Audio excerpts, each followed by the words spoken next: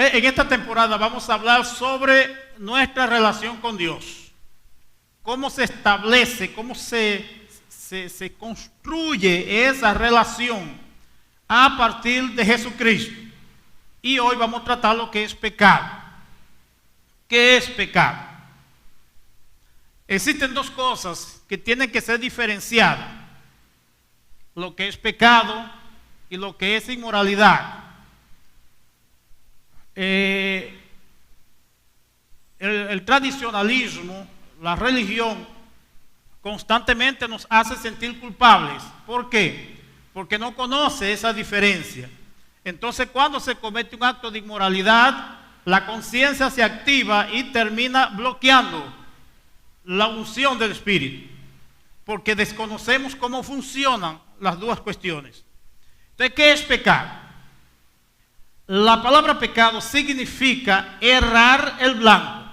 ¿Ok? Eso después ustedes pueden buscar en la internet la palabra griega que se traduce como pecado para español, que es la palabra hamartía. Significa errar el blanco. Eso hace alusión a alguien que tira una flecha. Hay un blanco en el fondo y él tiene que acertar ese blanco. Entonces, cuando alguien tiraba la flecha y erraba el blanco, se le llamaba de pecador. Entonces, de ahí es que la Biblia toma esa referencia, porque en el mundo espiritual acontece la misma cosa. Entonces, la palabra pecado significa errar el blanco o no acertar el blanco. ¿Qué tenemos que hacer entonces? Vamos a identificar qué es el blanco y cuál es la flecha que se usa para acertar. Amén. Muy bien. Vamos a leer en Juan, capítulo 16, versículos 8 y 9. Juan 16, 8 y 9. Donde Jesús dice: cuando Él venga, refiriéndose al Espíritu Santo, cuando Él venga, Él convencerá al mundo de tres cosas. Primero, de pecado, de justicia y de juicio. Recuerden cuál es el significado de la palabra pecado. ¿Cuál es? Ok. Cuando el Espíritu Santo venga después de Cristo, Él convencería al mundo ¿qué? De pecado, de justicia y de juicio. Versículo 9. De pecado, ¿por qué? ¿Cuál es el blanco? Entonces, ¿qué es pecado? No creer en Cristo. Eso es lo que es pecado. Entonces, cuando alguien no cree en Cristo, automáticamente él está en pecado. De pecado por cuanto, o de pecado porque no cree en mí. Entonces, ¿de qué es que el Espíritu Santo va a convencer a las personas? Que ellas necesitan creer en Cristo o creer en Jesús. Eso está bien claro en el capítulo 3 del mismo libro de Juan. Capítulo 3, versículo 18. Donde dice: el que en Él cree no es condenado. ¿Y quien no cree? Ya está condenado. ¿Mas por qué es que está condenado? Porque no cree en el Hijo de Dios o en el unigénito Hijo de Dios. Entonces, ¿qué es pecado? Simplemente errar el blanco. ¿Pero quién es el blanco? El blanco es Cristo. ¿Y cuál es la flecha para acertar el blanco?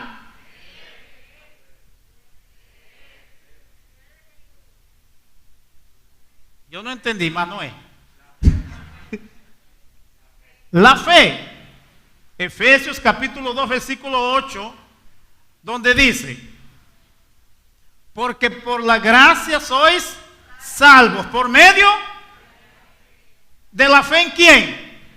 En Jesús. Entonces la flecha que va a acertar el blanco es la fe. Y el pecado es no creer que Jesucristo es el Señor y que resucitó de entre los muertos. De modo que cuando alguien acepta que Jesucristo es el Señor y que Él resucitó de entre los muertos, automáticamente Él es salvo y es libre del pecado. Amén. Muy bien, entendieron rapidito. Vea cómo Pablo expone esa cuestión en Romanos capítulo 5.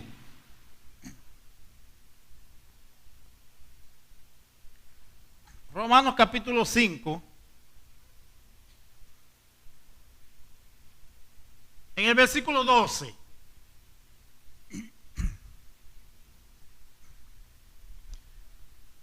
Por tanto, como el pecado entró en el mundo, ¿por quién? ¿Por cuántos hombres? Por uno. Y por el pecado la muerte, así la muerte pasó a todos los hombres, por cuanto todos pecaron. Ahora, ese todos pecaron, ¿qué significa? O sea, yo pequé. O sea, el hombre es condenado por lo que él hace. Paz, pastor. No lo había visto. El hombre es condenado por lo que él hace como persona.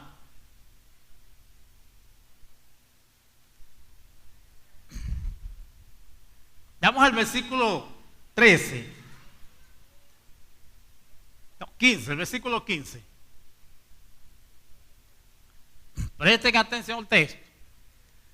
Pero el don no fue como la transgresión. ¿Quién fue que cometió la transgresión? Porque si por la transgresión de aquel, ¿y quién fue ese uno? ¿Cuál fue la consecuencia? Todos murieron. Por la transgresión de uno, no fue por la transgresión de nosotros. Yo no hice nada. Quien hizo fue Adán, y por la transgresión de él, entonces yo fui condenado, fui sentado en el banco de los reos.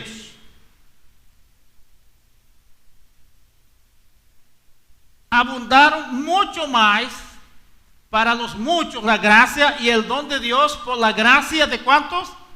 De uno. ¿Qué eso significa? Que el ser humano pasó a ser condenado no por lo que él hizo, ni por lo que él hace. El ser humano está en estado de condenación por algo que Adán hizo y le transmitió. ¿Qué acontece? El pecado no es una práctica. El pecado es un estado. Repito, pecado no es una práctica. El pecado es un estado. El hombre nace en pecado. El salmista dice, en pecado yo fui concebido. Y en pecado yo nací. ¿Por qué? Porque él no es práctico. La inmoralidad es práctica, el pecado no. ¿Por qué? Porque el pecado es algo que se heredó de Adán y hace parte del espíritu del hombre. Cuando Jesús muere en la cruz y resucita, Él arrancó el pecado que estaba en ti. Entonces tú no tienes pecado. Aleluya.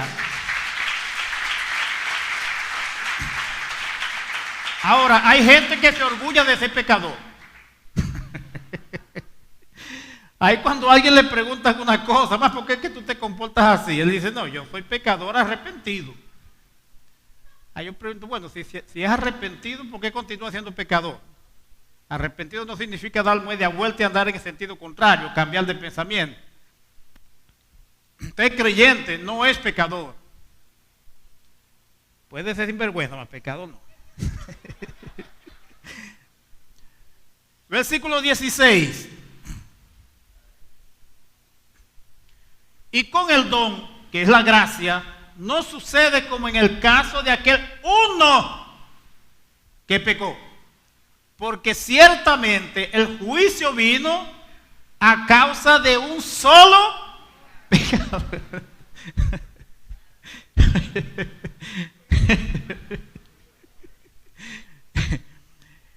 El juicio no vino porque tú eres chismoso, porque eres calumniador, porque robas a la gente en el negocio donde vende.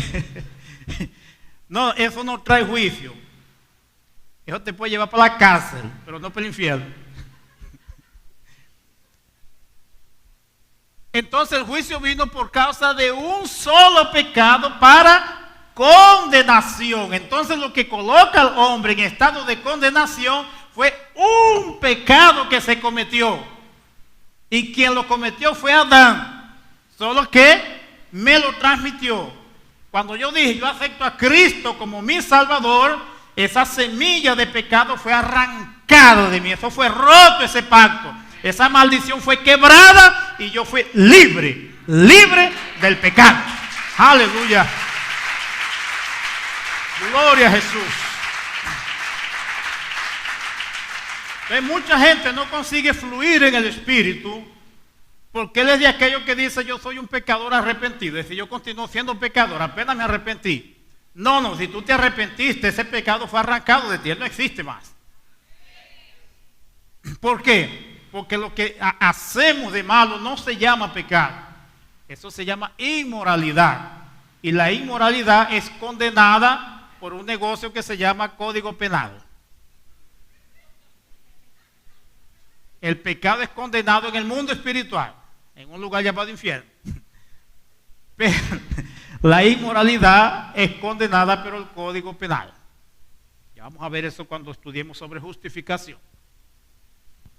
Muy bien, pero el don vino a causa de muchas transgresiones que son las consecuencias de ese pecado número 1, para justificación. Entonces vino la gracia de Dios para justificar al hombre, es decir, para declarar que el hombre no tiene culpa de nada, para restaurar la inocencia del ser humano.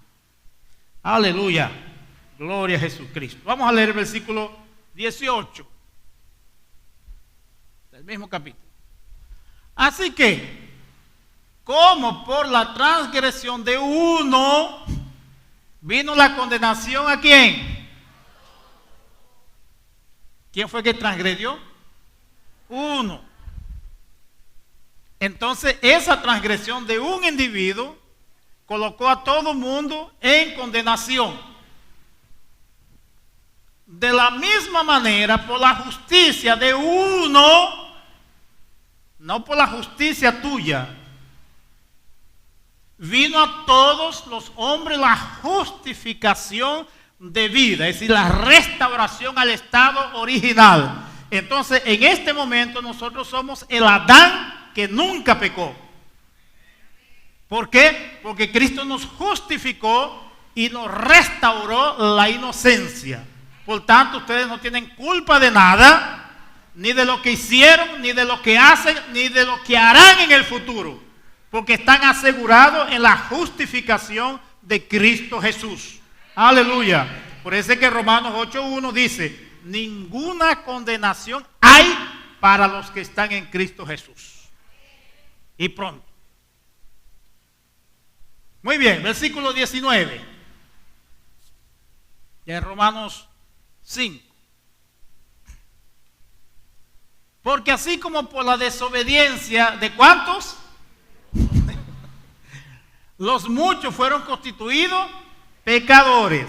Por la desobediencia de uno, los muchos fueron constituidos pecadores. Así también por la obediencia de uno, no fue de la iglesia. La iglesia nunca obedeció a Cristo. El único que obedeció fue Cristo. Entonces, por la obediencia de Cristo, los muchos serán constituidos justos. Entonces, no existe creyentes pecadores, existen creyentes justos. Antes éramos pecadores, ahora no somos más pecadores, somos justos.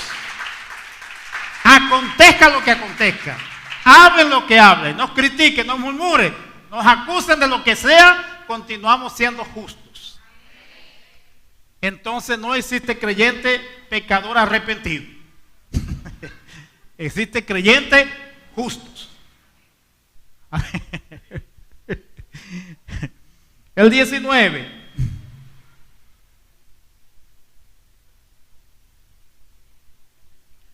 Porque así como por la desobediencia de un hombre los muchos fueron constituidos pecadores, ¿qué leímos? Así también por la obediencia de uno los muchos serán constituidos justos. Entonces, ¿qué acontece, hermano? La no comprensión de lo que es pecado y de lo que es inmoralidad ha colocado a mucha gente en el banco de los reos, donde ellos se sienten culpables por las cosas malas que hacen.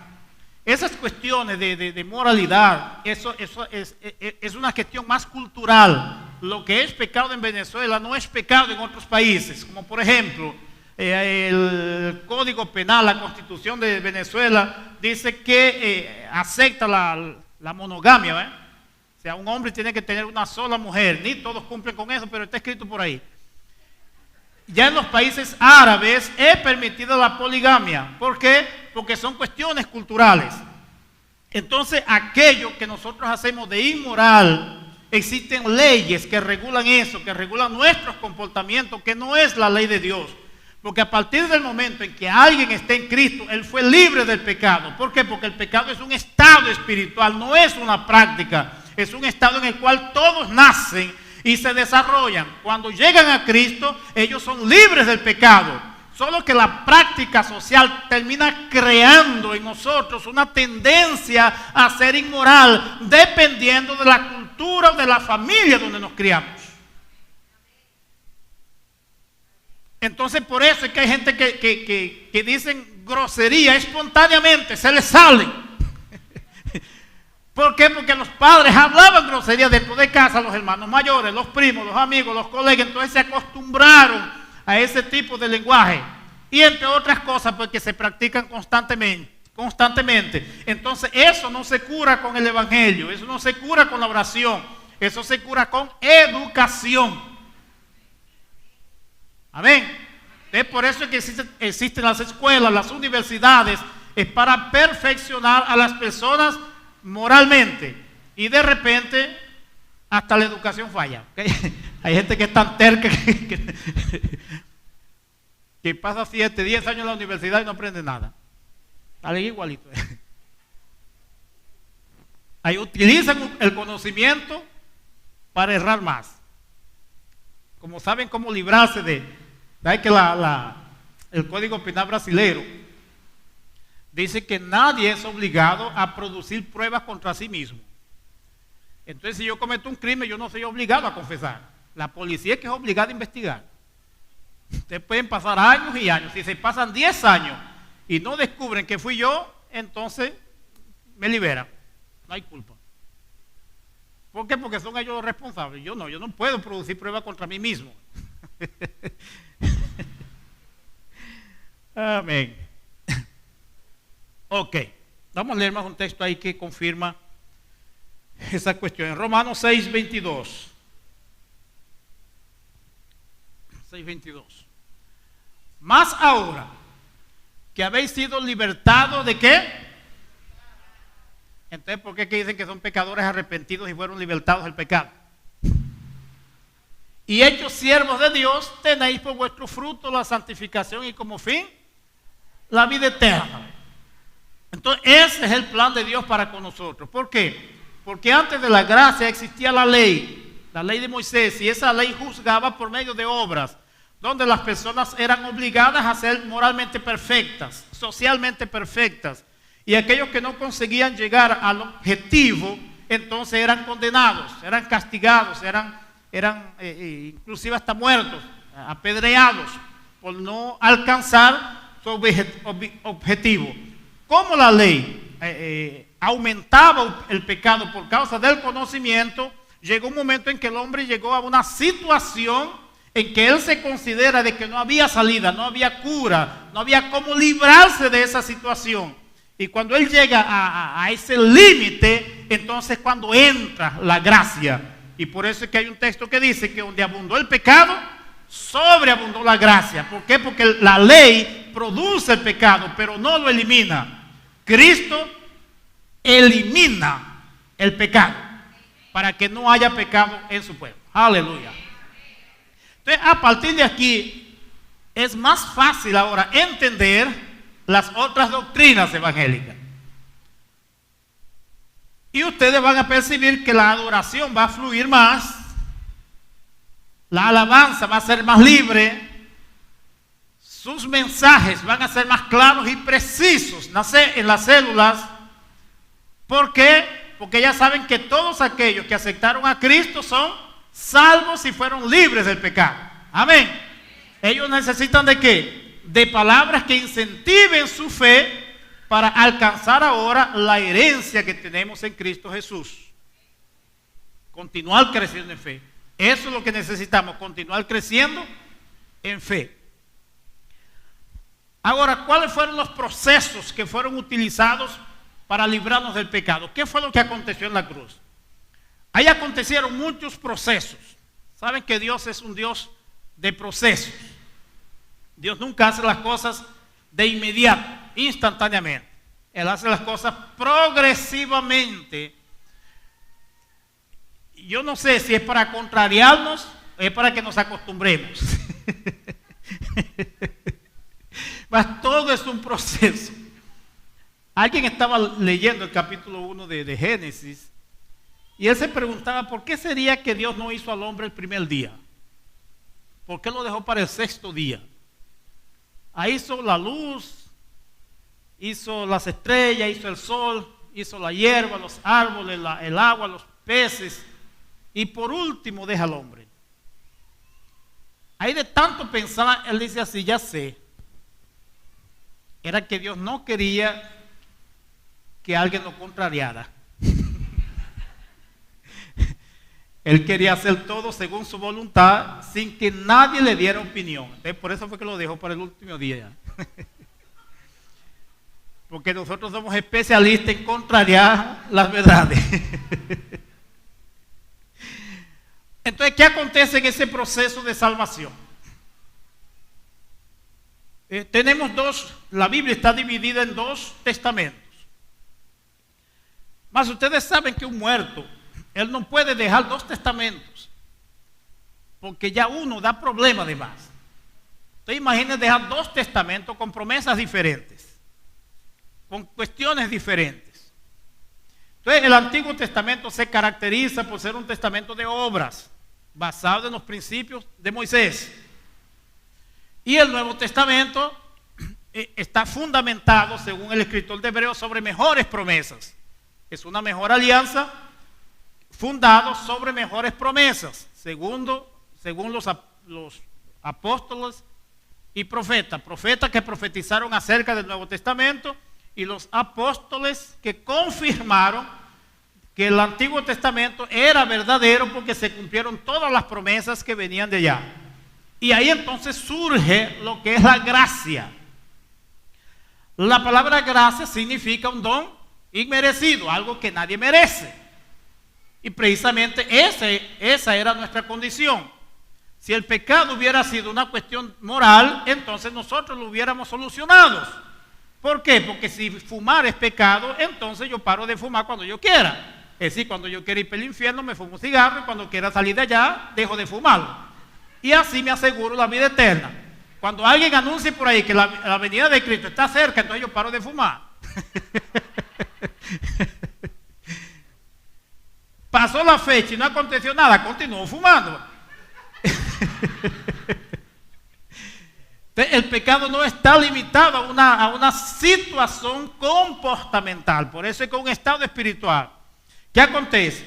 Como es un estado espiritual, entonces tenía que venir alguien del más allá, alguien que conocía, que sabía que podía ofrecerse en lugar del ser humano para poder arrancar algo espiritual. Porque es que la ley no podía resolver el problema, porque la ley ofrecía un animal que es material, es de aquí de la tierra, entonces no se podía solucionar el problema. Tenía que venir alguien espiritual, encarnarse en un cuerpo y sacrificar ese cuerpo para poder librar al hombre del pecado. Y por eso entonces que se manifiesta la gracia, y por eso es que es un don inmerecido, porque el hombre no puede librarse del pecado por sí mismo. Y por eso es que se manifiesta la gracia de Dios. Es por eso que en Efesios capítulo 2, versículo 8, dice, porque por la gracia sois salvos, por medio de la fe. Y esto no viene de vosotros. Sí, la tendencia de salvarse no fue producida por ustedes. ¿Por qué? Porque ustedes querían era hacer el mal. En Génesis dice que Dios desistió del hombre porque él percibió que toda la tendencia del hombre era siempre el mal, por causa del conocimiento del bien y del mal. Entonces, por la gracia somos salvos por medio de la fe. ¿Y esto? ¿Qué es esto? La fe. O sea, la fe no viene de nosotros. La fe es un don de Dios también. Entonces, cuando alguien te colocó la palabra, Dios generó en tu espíritu la fe que generó la gracia que te produjo la salvación. Tanto que en el versículo 9 dice: no es por obra para que nadie se gloríe. No es por obra para que nadie se gloríe. ¿Por qué? Porque si fuera por obra, entonces yo me consideraría mejor que ustedes. Entonces habría oportunidad de sentir orgullo por eso. Oye, no sé, yo voy para el cielo, pues tú no. Más porque es que tú sabes que tú vas para el cielo. Bueno, chicos, porque yo paré de beber. Paraste, sí. Yo voy para el cielo. Solo que yo sé que tú no vas, porque ayer yo te vi con una cerveza en la mano. Entonces, yo sé que tú no vas, pero yo voy. Entonces, sería motivo para sentirnos orgullosos de ser salvos. Entonces, para que no exista esa posibilidad, Dios nos declaró todo el mundo en pecado. Romanos 3:23. Por cuanto todos pecaron y fueron destituidos de la gloria de Dios.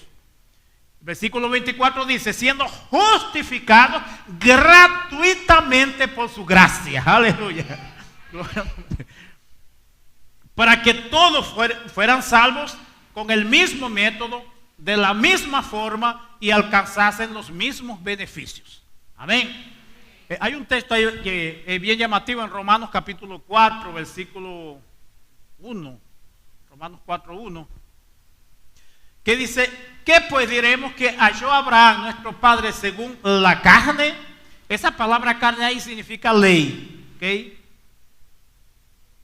¿Qué diremos pues que Abraham alcanzó según la carne? O sea, según su deseo, según su tendencia. Versículo 2. Porque si Abraham fue justificado por las obras, tiene de qué gloriarse, pero no para con Dios. Es decir, que aunque Abraham dijera: yo me enriquecí, yo conseguí esto, yo me salvé, yo soy justo, Dios no tenía nada que ver con eso. Dios le hubiera dicho a Abraham: bueno, qué bueno que tú alcanzaste eso, eso no tiene nada que ver conmigo. Nada que ver conmigo. Amén.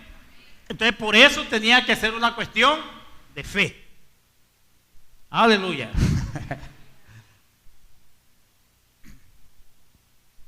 Porque por la gracia sois salvos por medio.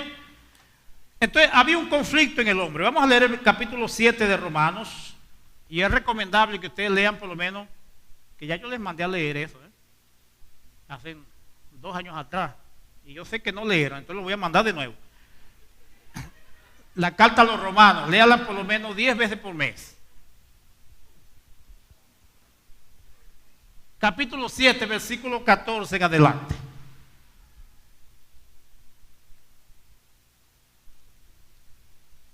Es que yo no olvido lo que yo hago.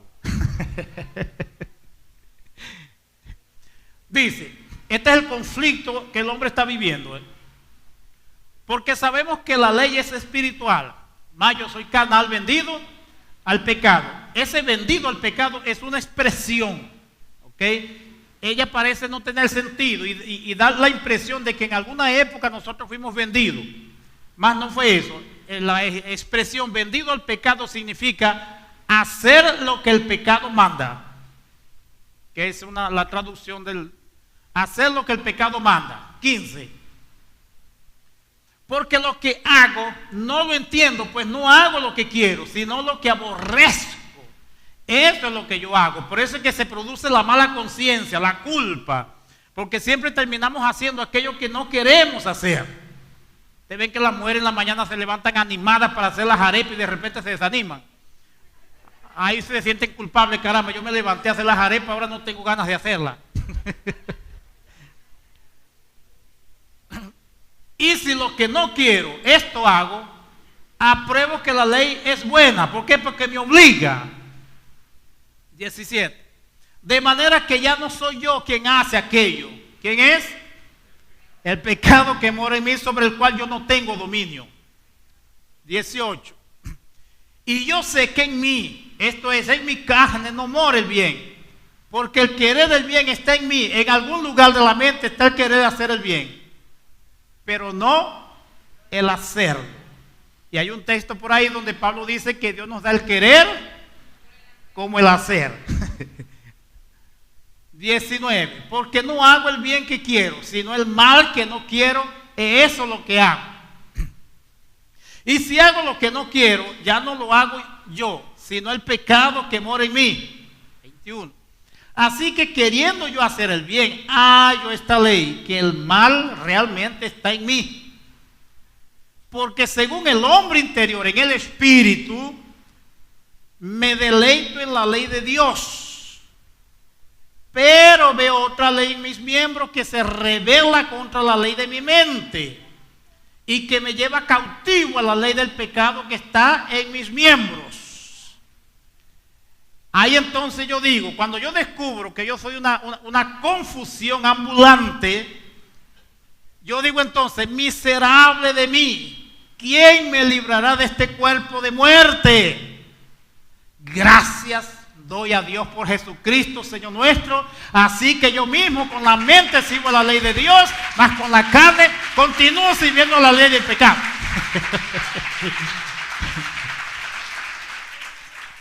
Entonces dentro de mí, en mi espíritu, me deleito en la ley de Dios, porque Cristo me libró del pecado. Solo que en la carne continúa la tendencia. Y es por eso que no conseguimos estar tranquilos, estar quietos, ser responsables. ¿Por qué? Porque la ley del pecado, es decir, las concupiscencias, las tendencias de la carne continúan vivas ahí, porque ellas no fueron quitadas. Cristo no elimina las tendencias humanas. En la carta de Santiago, él dice que cuando alguien es seducido, no diga que es de la parte de Dios. No, él es seducido por su propia concupiscencia, porque eso hace parte de la vida humana. Eso es parte del convivio humano, es parte de la cultura. Siempre las tendencias al mal. Pero hay otra cosa que es verdad, es que en nosotros no existe pecado. Son tendencias. Y esas las eliminamos con el tiempo. Y hay gente que para eliminarlas tienen que morirse. Entonces, si ustedes sobrevivieron al coronavirus, bueno, se libraron. Amén. Gloria al Señor Jesucristo. Amén.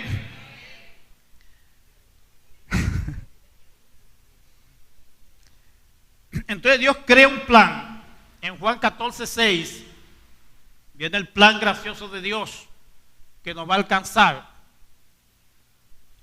Jesús le dijo, yo soy el camino, yo soy la verdad y la propia vida soy yo. En Gálatas 2:20 el apóstol Pablo dice así: porque con Cristo estoy juntamente crucificado, ya no vivo yo,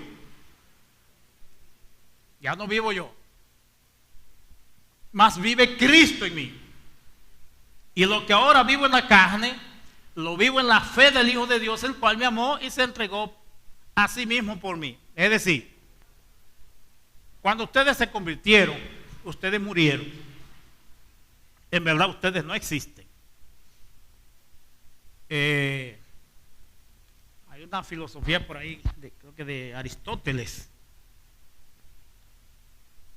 No, Platón. Que se llama idealismo.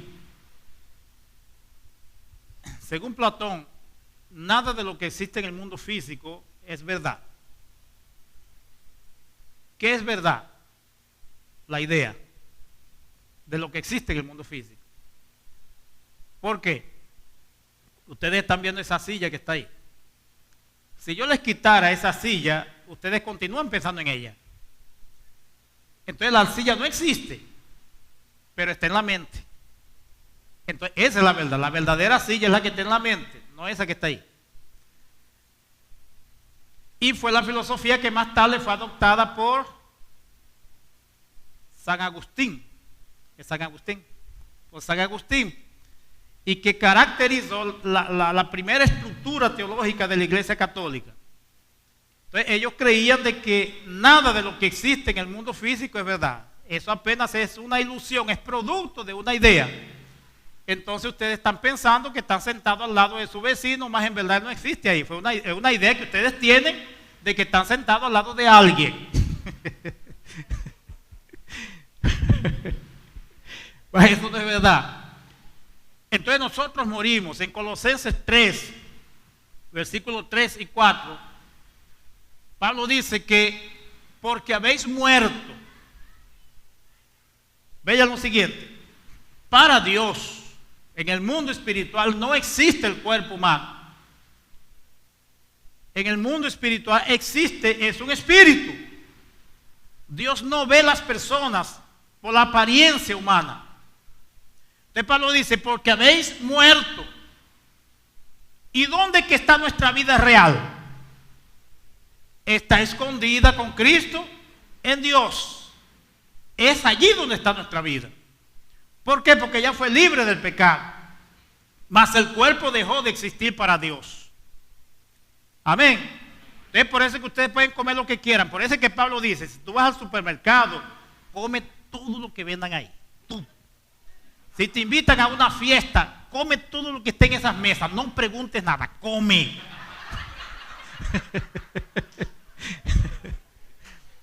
¿Por qué? Porque el cuerpo no existe.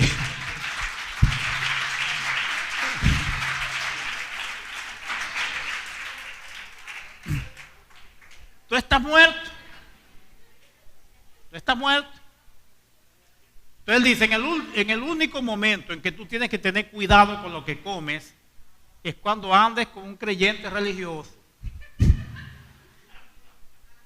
Está en 1 Corintios, creo que el capítulo 8, de Pablo fala, y cuando tú andes con un creyente que tenga una fe débil, ahí sí, cuídate lo que vas a comer. ¿Por qué? Porque vas a hacer con que él se sienta en pecado si lo invitas a comer una cosa que él considera que es pecado.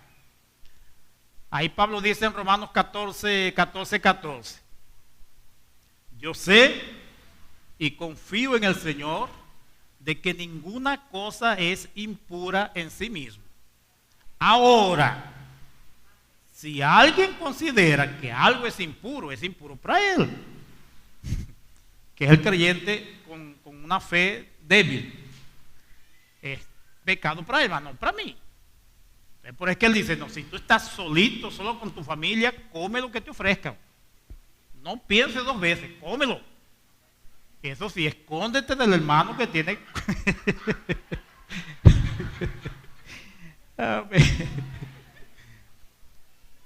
Eso es verdad, hermano. Nosotros nacimos para ser libres.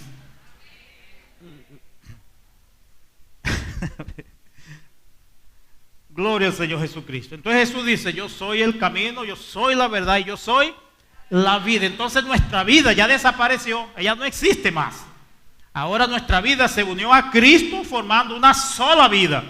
Y nuestra real vida está en Cristo. Cuando Cristo se manifieste, ahí se manifestará lo que realmente nosotros somos. Nosotros no somos lo que somos como seres humanos. Esa vida humana es una falsedad. Es una mentira, es una ilusión.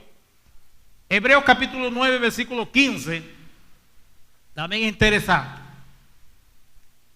Así que por eso es mediador de un nuevo pacto, para que interviniendo muerte para la remisión de las transgresiones que había bajo el primer pacto, que era el Antiguo Testamento, los llamados reciban la promesa de la herencia eterna.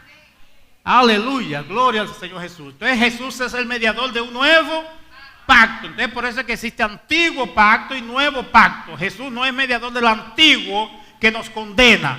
Él es mediador del nuevo pacto que nos salva por la gracia de Dios. Entonces fue Él que murió. Yo no tengo que morir.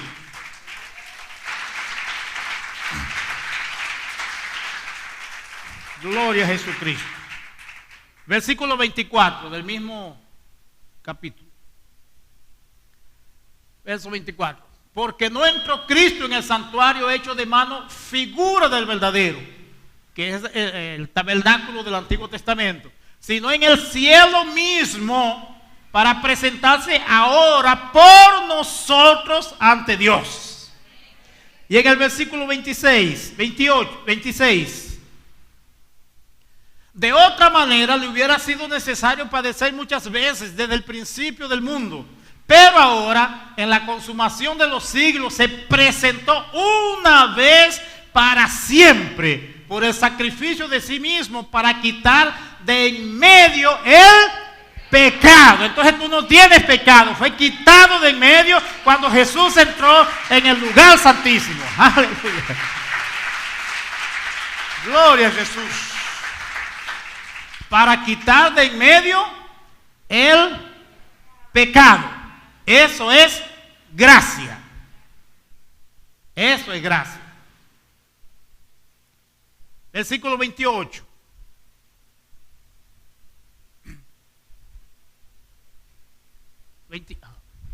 Así también Cristo fue ofrecido, ¿cuántas veces? Una sola vez. ¿Para qué? Para llevar los pecados de todos. Y aparecerá por segunda vez en relación con el pecado, sin relación con el pecado, para salvar a los que Él esperan. Ese salvar es la resurrección. Amén. No es librarlos del pecado. Dice, ahí también Cristo fue ofrecido una sola vez para llevar los pecados de muchos. Generalmente la palabra muchos significa todos. De modo que, ¿cuál es tu preocupación? Que hay gente que vive preocupado con eso. Y en Romanos 11:6,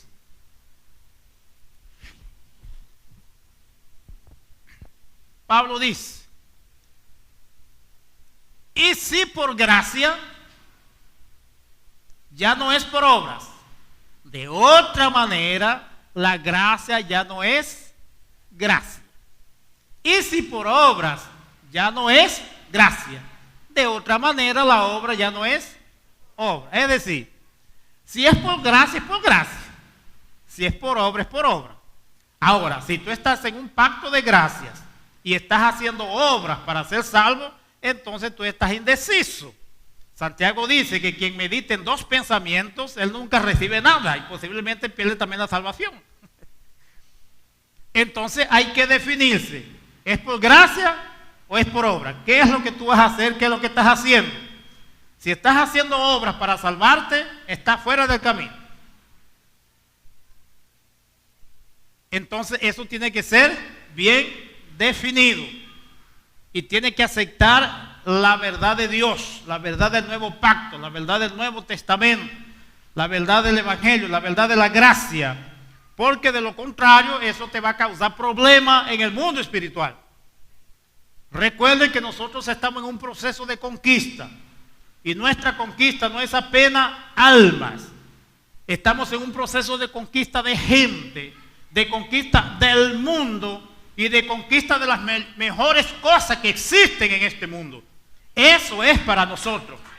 Todo lo mejor que existe en esta tierra es para nosotros. Pero para alcanzarlo necesitamos definir lo que es gracia. Entonces todo lo que recibimos viene por la gracia de Dios. Dios es que define lo que hacemos, lo que no hacemos, cómo lo hacemos. Ya que Él coloca el querer como el hacer, y en lo que tú haces con pasión, con amor, con dedicación, fue para eso que Dios te llamó y que Dios te colocó para que realices eso. En ese trabajo tú vas a prosperar, vas a crecer, te vas a enriquecer. Cuando tú haces una cosa que no te gusta, que no te llama la atención y en la cual no colocas pasión, vas a pasar toda la vida repitiendo la misma cosa. Porque eso no está en tu espíritu, es obligación. Entonces la obligación crea una contradicción espiritual. Oramos por una cosa y hacemos otra. Y hay gente que es así. Hay gente que tiene así como una tendencia a ser envidioso, solo que él no sabe. Ahí cuando él ve un carro nuevo en la calle, él dice, oye, ¿quién tuviera ese carro? Y se imagina manejando ese carro con la comodidad. Solo que cuando él se arrodilla a orar, él se acuerda del carro, mas él no tiene coraje de decirle a Dios que le dé ese carro. Le dice Dios, dame un carro para trabajar. En verdad lo que le está diciendo es, dame un carro viejo.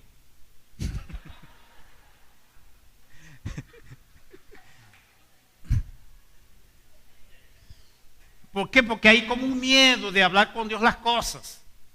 Y todo eso es producto de la mala conciencia, de la no aceptación de la gracia de Dios. Hermano, aquí en la gracia, ustedes tienen que pedir aquello que realmente está en su corazón. En Hebreos capítulo 10, versículo 22, dice que debemos aproximarnos de Dios con corazón sincero. Es decir, hablarle a Dios exactamente lo que queremos, de la forma en que lo queremos, en la grandiosidad que lo queremos. Porque si tú sientes una cosa y le pides otra, entonces es porque tu mente está dividida. Y tu fe no funciona en esas condiciones. Que la fe funciona es en base a la imaginación. Por eso que en el Salmo 1 dice que debes meditar en la palabra de Dios de día y de noche. Y el resultado de esa meditación o de crear imágenes, ¿cuál es? Será como un árbol plantado junto a corrientes de agua, da su fruto a su tiempo, sus hojas no caen y todo lo que hace prosperará. Entonces, ¿por qué es que tú no estás prosperando? Entonces puede ser porque la mente está dividida. Acepta la gracia para salvación, pero no acepta la gracia para otras cosas. Aleluya. Amén. Ok. ¿Cómo funciona esa gracia en la práctica? Romanos 6:6. Capítulo 6, versículo 6. Sabiendo esto, que nuestro viejo hombre fue crucificado juntamente con él. El viejo hombre, que es el viejo del pecado, donde estaba el pecado alojado, él ya fue crucificado. Él no necesita más de crucificación. Entonces, cuando tú haces un sacrificio para que Dios te libre del pecado, tú le estás diciendo a Dios que Él no hizo nada en la cruz. Estás negando la gracia. Tu viejo hombre ya murió. Él no existe más. Él no produce más pecado en ustedes. Él fue eliminado completamente. Porque nuestro viejo hombre ya fue crucificado con Cristo. ¿Para qué? Para que el cuerpo del pecado sea destruido, a fin de que no sirvamos más al pecado. El versículo 8 que dice: y si morimos con Cristo, creemos que también viviremos con Él. Aleluya. Entonces, ese hombre pecaminoso que había en ti, él no existe más. Él no existe más. Existe el hombre humano, el hombre carnal, el hombre almático, emotivo, que él no tiene ninguna relación con ese nuevo hombre que fue creado dentro de nosotros.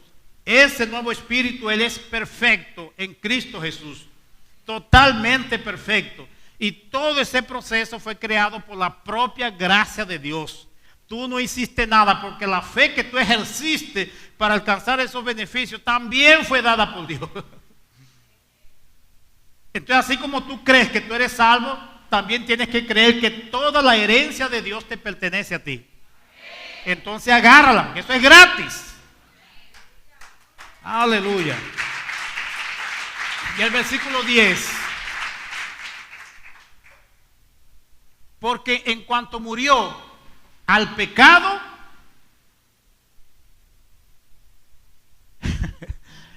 porque en cuanto murió al pecado, murió.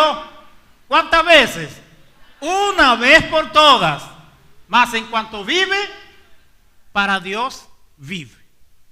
Entonces el pecado ya él fue castigado, él murió, él no existe, y esa bendición es para siempre. Es para siempre. Creyente no peca. Hay un texto, está en la primera carta de Juan, capítulo 3, versículo 8. Primera de Juan 3, 8, que dice así: el que practica el pecado es del diablo, porque el diablo peca desde el principio. Para esto apareció el Hijo de Dios. ¿Para qué? Entonces, si la obra del diablo es el pecado, Cristo viene para deshacer, romper, anular, quebrar, neutralizar las obras del diablo. Entonces, eso no existe más. No existe. Pero a veces conseguimos gente porque le gusta decir que es pecador. Creo que en el capítulo 5, versículo 18. Vamos a leer el versículo 9 de aquí del capítulo 3. Ok, sí. Vaya bien. Vaya bien. Todo aquel que es nacido de Dios no practica el pecado. El texto original dice así: todo aquel que es nacido de Dios está imposibilitado de pecar. Que si después que alguien es libre del pecado, él no puede regresar allá. Él está blindado al pecado, porque el pecado es un estado que fue arrancado, no es una práctica. Entonces él está imposibilitado de pecar. ¿Por qué es que está imposibilitado de pecar? Porque la simiente de Dios, ¿quién es la simiente de Dios? Cristo. Permanece en él y no puede pecar. ¿Por qué? Porque es nacido de Dios. La palabra simiente también significa semilla y también significa semen. Simiente, semen. Sí, porque el semen de Dios fue colocado en él y fue blindado contra el pecado. Entonces no existe posibilidades de pecar. Capítulo 5, versículo 18. Sabemos que todo aquel que ha nacido de Dios no practica el pecado. ¿Por qué? Porque no es una práctica. Pues aquel que fue engendrado por Dios le guarda y el maligno no le toca. Aleluya, gloria a Jesús. Gloria al Todopoderoso. Entonces, ¿cómo es que trabaja el maligno? El maligno trabaja con el cuerpo y el alma. Él viene y coloca un deseo. Fue lo que él hizo con Jesús. Satanás tentó a Jesús en 3 etapas: en el cuerpo, en el alma y en el espíritu. En el cuerpo, cuando le dice: tú puedes hacer que esas piedras se conviertan en pan. ¿Por qué? Porque sabía que Jesús había pasado 40 días y 40 noches sin comer, sin desayunar, sin almorzar y sin cenar. Entonces él sabía que él tenía hambre. ¿Cuál era la posibilidad? Tentarlo con comida.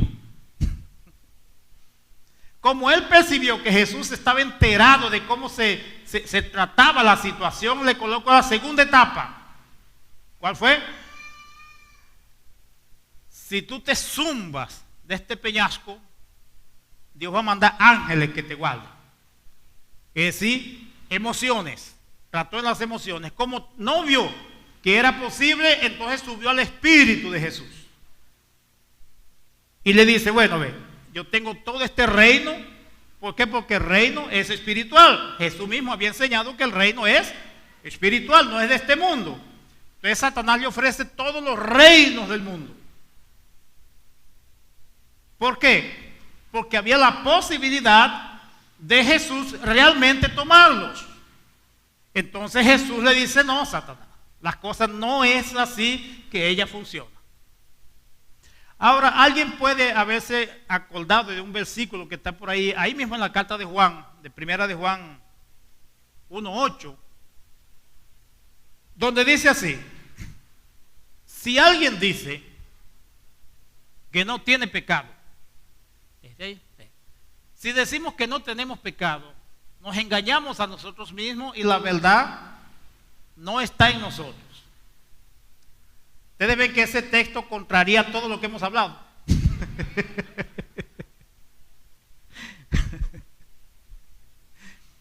¿Qué era lo que acontecía? Y de nada, que quien escribió los otros textos fue Juan, en la misma epístola. ¿Qué es lo que acontece? Que en esa época habían dos sectas que eran muy fuertes en la época. Una se llamaba gnósticos, comienza con G, gnósticos. Y había otra que se llamaba agnósticos. La palabra gnóstico significa conocimiento. Y según ellos, Dios crea al hombre y le da la capacidad de arrepentirse y de conocer a Dios. Ya los agnósticos, A significa sin conocimiento. Ellos predicaban de que Dios crea al hombre, pero el hombre es independiente de Dios y que no hay posibilidad del hombre comunicarse con Dios. Si no hay posibilidad de comunicarse, entonces no existe arrepentimiento. Si no existe arrepentimiento es porque no existe pecado. Entonces ellos enseñaban de que el hombre ya nace santo. El hombre ya nace sin pecado, sin problemas con Dios. Después de la muerte, simplemente regresaba para Dios, porque no había arrepentimiento. Ahí entonces que Juan entra con la carta y dice: no, eso es errado, eso no es verdad. Porque en el antiguo pacto se dice que el hombre fue generado en pecado y que él nace en pecado. Entonces, si alguien dice, por eso es que no dice si creyente, dice: si alguien dice que no tiene pecado, hace a Dios mentiroso y esa verdad no está en él. Y ahí completa en el versículo 9, que ahí entonces entra en acuerdo con nosotros. Y dice: pero si confesamos nuestros pecados, que es la conversión, ¿qué es lo que hace Dios entonces? Él es fiel y justo para perdonar nuestros pecados y limpiarnos de toda maldad. Aleluya. Amén. Entonces, es porque siempre cuando se está enseñando, siempre hay un cabezón por ahí que hace ese tipo de preguntas.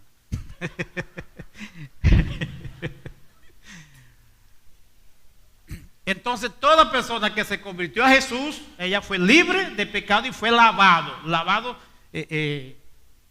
limpio, hace alucinación a un lavamiento que purifica. En Juan 15:3 dice que nosotros fuimos purificados por la palabra. Amén. Gloria al nombre de Jesucristo.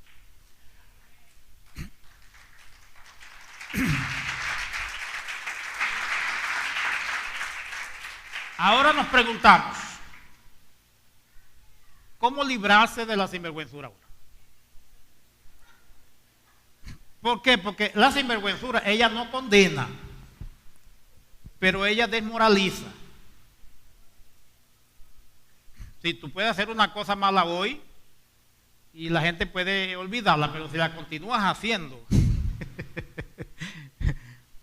el día que tú vayas a predicar, todo el mundo se va a colocar con un chopo en tu frente por causa de la inmoralidad. Entonces ella no condena, pero desmoraliza.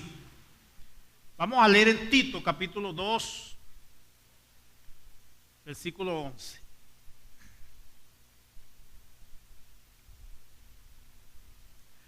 Dice: porque la gracia de Dios se ha manifestado para salvación ¿a quién?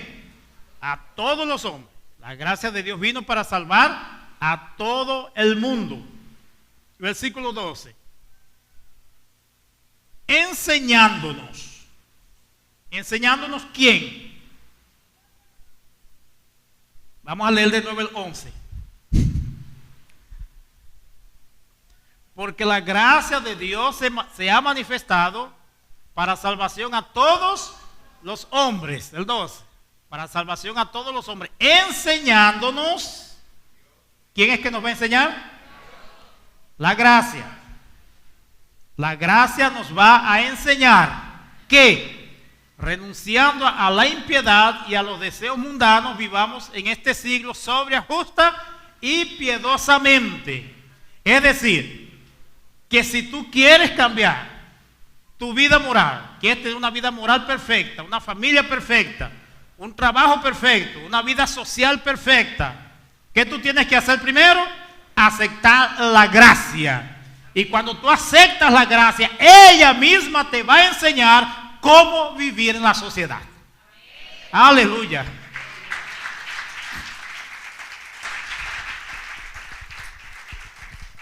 ¿Por qué es que la gente no cambia su forma de ser? Porque ellos están cambiando primero su forma de ser. Hay gente que cuando se les va a evangelizar, ellos dicen así: ve, yo primero necesito arreglar algunas cosas en la vida para poder ir para la iglesia.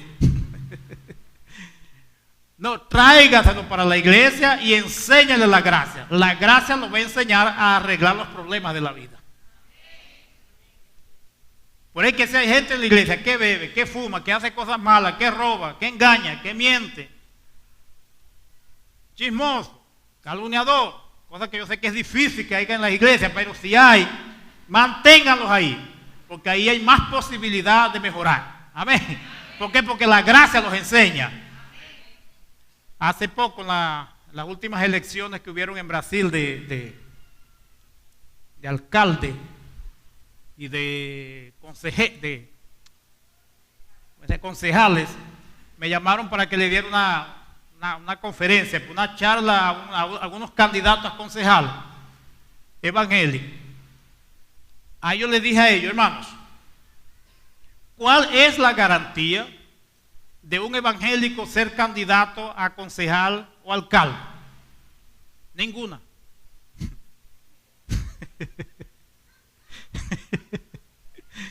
Ninguna. O sea, el hecho de ser creyente, eso no nos garantiza nada, porque el problema es después que están allá.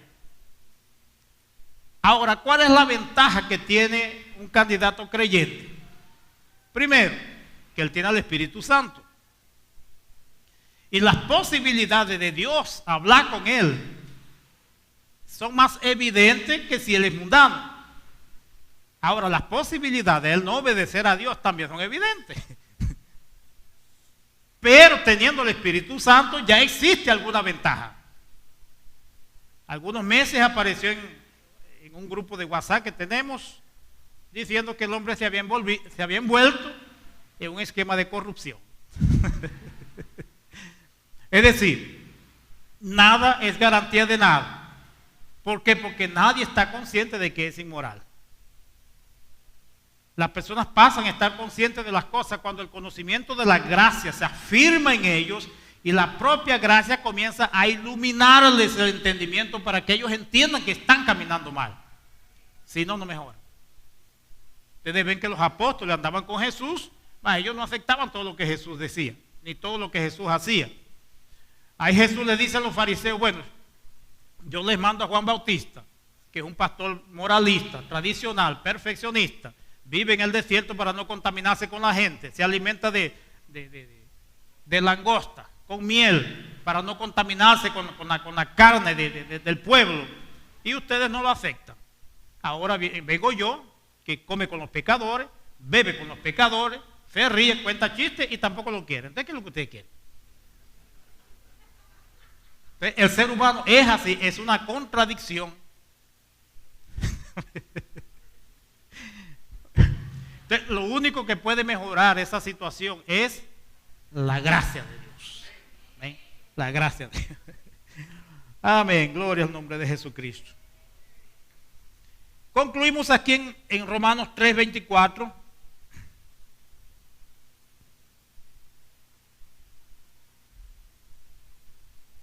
No, capítulo 4, versículo 1 y 2. 4, 1 y 2. Ok, ¿qué diremos pues? ¿Que halló Abraham nuestro padre según la carne? La respuesta es nada. 2. Porque si Abraham fue justificado por las obras, tiene de qué gloriarse, pero no para con Dios y sí para consigo mismo. 3. Porque, ¿qué dice la Escritura? Creyó Abraham a Dios y le fue contado por justicia. 4 y 5 es el versículo. Pero al que obra, presten atención aquí a este texto. Pero al que obra, no se le cuenta el salario como gracia, sino como deuda. El 5. Más al que no obra, sino, ahí faltó un qué, ¿ok? Sino que cree en aquel que justifica al impío, su fe le es contada por justicia. Unir los dos versículos. El versículo 4 dice: al que obra, no se le cuenta el salario como gracia, sino como deuda. Vamos a colocar un ejemplo aquí. Tenemos el apóstol Itamar. Él tiene su empresa. Ahí aparece alguien por ahí pidiéndole un empleo. Él dice: yo no tengo vacante. Yo no tengo vacante. Yo no tengo cómo emplearte a ti. Pero es lo siguiente. Yo tengo aquí una oficina. En esa oficina yo tengo una televisión, una Smart TV de 60 pulgadas, ligada a internet. Hay un frigobar lleno de lo mejor. Okay. Y entonces, ¿qué yo quiero que tú hagas? Hay una camita, tú vas a pasar el día dentro de esa oficina. ¿Qué es lo que tú vas a hacer? Tú vas a ver 15 películas durante el día, todos los días durante 30 días. Hay agua, refresco, malta, lo que tú quieras beber está en ese frigobar. La comida no necesita salir de aquí. Tú llamas y te la van a entregar aquí. ¿Ok? Te quédate aquí, vas a desayunar, vas a almorzar y vas a cenar.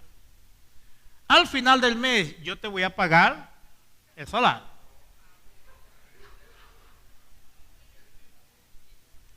Solo que la persona es de Sucre. Él fue enseñado a no ser flojo, a ser activo, a trabajar. Y él dice: no, ese negocio de pasar el día en una oficina solo viendo películas o en Netflix, eso no es para mí. Yo necesito tener un machete en la mano, un asadón.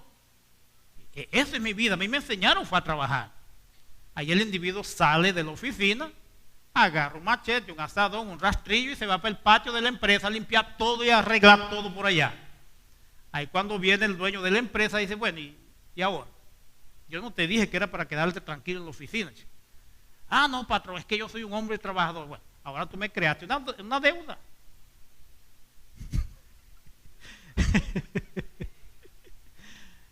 Yo quería darte todo de gracia, todo gratuitamente. Era internet, era Netflix, televisión, aire acondicionado, tienes tu camita ahí. Ahora me creaste un problema. Ahora yo voy a tener que pagarte el día, el mes, con todos los beneficios. Y si hubiera acontecido un accidente, tú te matas, ya pagué el entierro, una pensión para tu familia. Y bueno, y el versículo 5 entonces dice: pero quien no hace nada, o sea, quien decidió aceptar la oferta, quien decidió quedarse dentro de la oficina, tranquilo, calladito, dormidito, viendo su televisión y sus películas, ¿qué acontece? Aquel que justifica al impío te va a declarar justo. El empresario te va a decir: oye, tú eres el hombre más justo, obediente y bueno que yo ya conocí. ¿Por qué? Porque te quedaste tranquilito. Entendiste el mensaje. Entonces, eso acontece mucho en las personas. Ellos son tan activos que ellos no aceptan la justicia de Dios. Ellos no aceptan la gracia de Dios. Ellos quieren hacer algo. Y en eso que tú haces, terminas anulando la fe. ¿Me entendieron?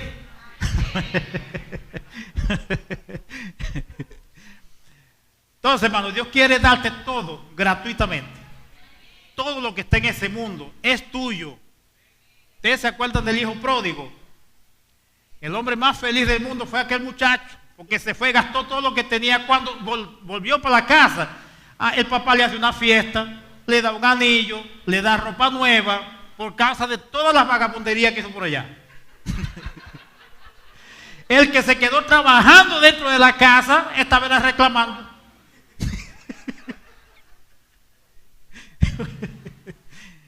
¿Por qué? Porque el evangelio es libertad. El evangelio es alegría, el evangelio es placer de vivir, placer de existir. Cuanto más alegría, más placer tú tienes de vivir, más la gracia de Dios se concretiza en tu vida y prosperas más y creces más. Aleluya. Gloria al Señor Jesús. Eso es como decir que siempre al más flojo todo le sale bien.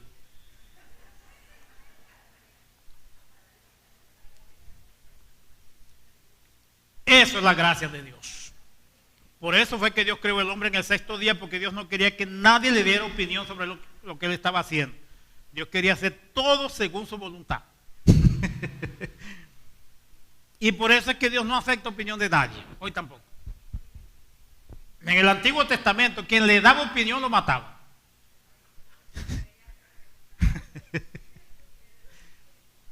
Y en el Nuevo Testamento Él no lo mata, porque por la gracia. Simplemente por causa de la gracia de Dios. Amén. Ok, entonces tenemos que la libertad del pecado se da por la gracia de Dios.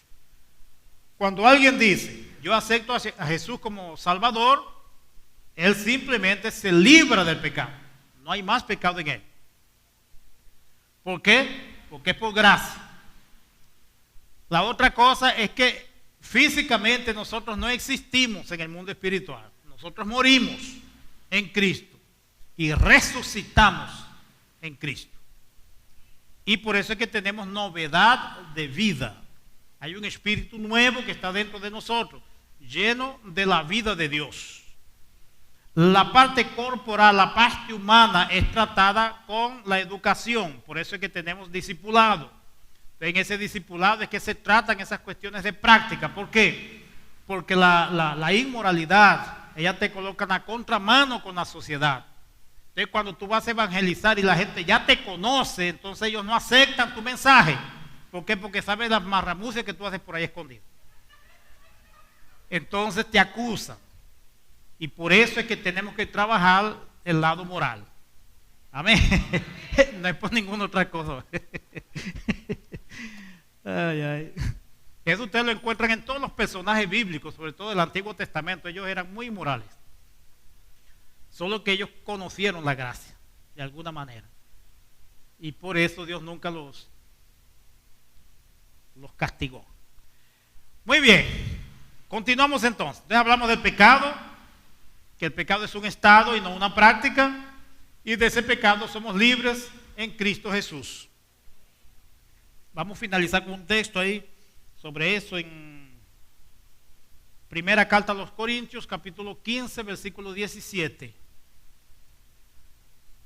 15, 17. Que dice así: si Cristo no resucitó, vana es vuestra fe y ainda estáis en vuestros pecados. O sea, si Cristo no resucitó, tu fe no tiene sentido. Vano significa vacío. Tu fe no tiene sentido. Y tú continúas con tus pecados. Ahí viene la pregunta. ¿Y si Cristo resucitó? ¿Cuál sería la respuesta?